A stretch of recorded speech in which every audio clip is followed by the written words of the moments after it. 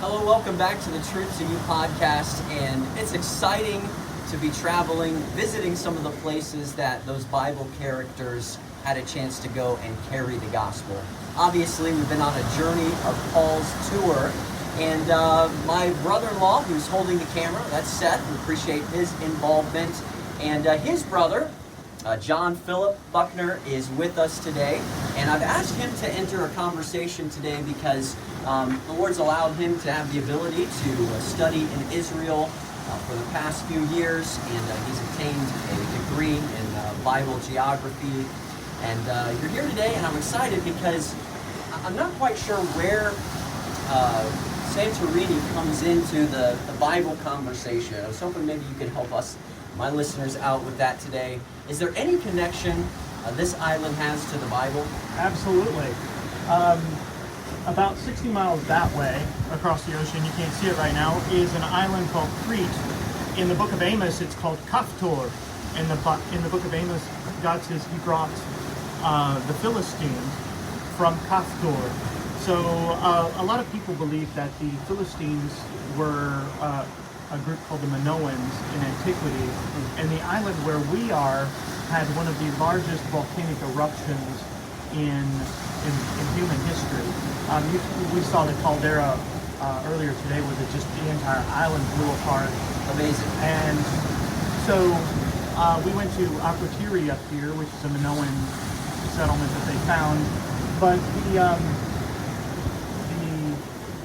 the tsunami and the ash from the volcano affected Crete over here, and it pushed out. It caused what's called the Bronze Age collapse.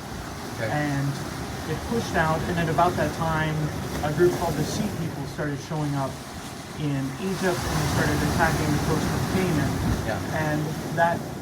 And the pottery that they find on the coast of modern day Israel of Canaan is very close, very similar to the Minoan pottery that they found here on Santorini, and they found over there on Crete.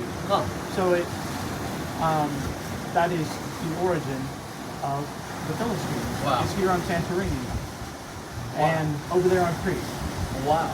So fascinating. We were topside earlier on top of the island. We really got a great view of, what was that area called, you said? it's a caldera. The caldera. And you could just almost see how there was this eruption and the land masses went in every direction. Yes. And here, as you said, we just had the privilege to go and see some of the ruins that they did find, but I imagine there's a ton that is non-existent or buried somewhere out in the sea somewhere. Flung somewhere, or probably buried under some of the modern towns up above, Yeah. modern cities. Yeah. So there's a lot still to be done. Interesting. Now, you mentioned the Philistines, and obviously they're a prominent group of people in the Old Testament. But do we see them in the New Testament?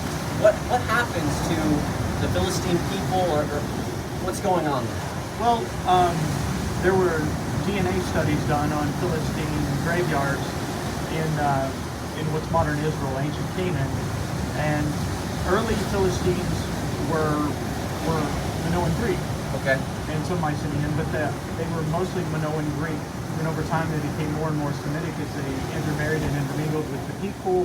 And then by the time of the Babylonian and Persian invasions, they basically were assimilated and disappeared from history. Wow. So they weren't around later at the time of Jesus. I see. Well, that makes sense. Well, John, I appreciate you hanging out with us, and been doing a lot of teaching on our tour even. I've tapped into your knowledge, and so grateful for my brother-in-law, Seth, who's been behind the camera. But fascinating as we dig into some of these areas. You just never know what little gold nuggets are going to rise to the surface. And I learned something today, being on this island, that I did not know before, and kind of figured out a little bit more, maybe a window into the Philistines and where they came from. So anyway, thanks for joining us today. Hopefully we'll have some more videos to come before the tour is complete. Take care. Thanks for listening.